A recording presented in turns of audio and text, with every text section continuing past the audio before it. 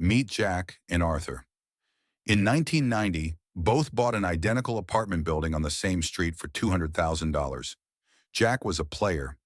Every time the market jumped, Jack sold. He flipped his way up, always chasing the next hot neighborhood. He drove the newest cars and bragged about his $100,000 paydays. Arthur? Arthur was boring. He did nothing. He fixed the leaks, painted the walls, and cashed the small rent checks. His friends told him he was leaving money on the table by not selling. Today, Jack is still working. He's rich, but he's tired. He spent 30% of every profit he ever made on taxes and fees. But Arthur? Arthur is a multimillionaire. That one building is now worth $2 million. It's completely paid off, and it pays him $10,000 a month in pure profit. This video isn't about real estate investing. It's about the physics of wealth. It's about why the most powerful move you can make is to buy once and then stay still until you die. Why did Jack lose, even though he was smarter than Arthur? It's called friction. When you sell a property to buy another, you lose. Capital gains tax, 15 to 30%.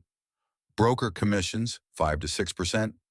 Closing costs and title fees, 2%. Every time you flip, you lose nearly a quarter of your wealth to the system. Arthur didn't have friction. For 35 years, every cent of gross stayed inside his building. He didn't just own real estate, he owned a tax-deferred compounding machine.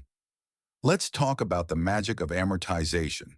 This is the only business in the world where a stranger pays for your retirement. When Arthur bought his building, he had a $160,000 mortgage. For the first 10 years, he barely made a profit. He was house poor. But here's what was happening behind the scenes. His tenants were slowly buying the building for him.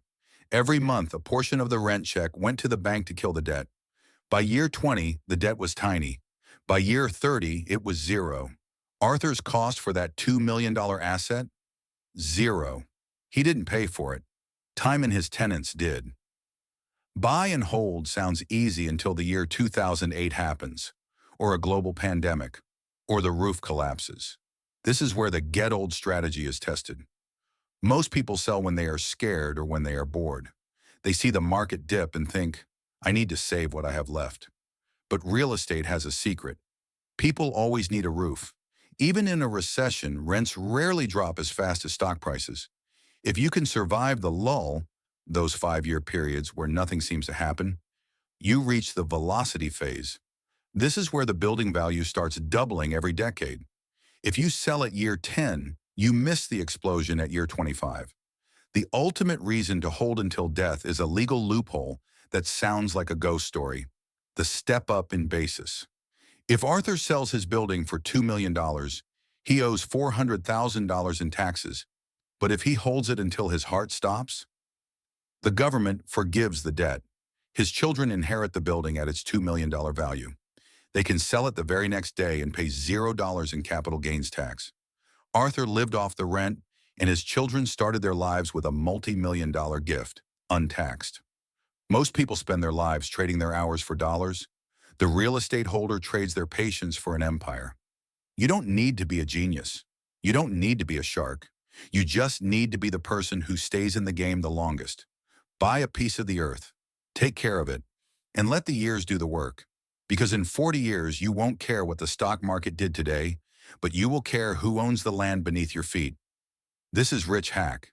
Subscribe, like, and follow if you liked the video, and don't forget to share the story with your loved ones. Get rich.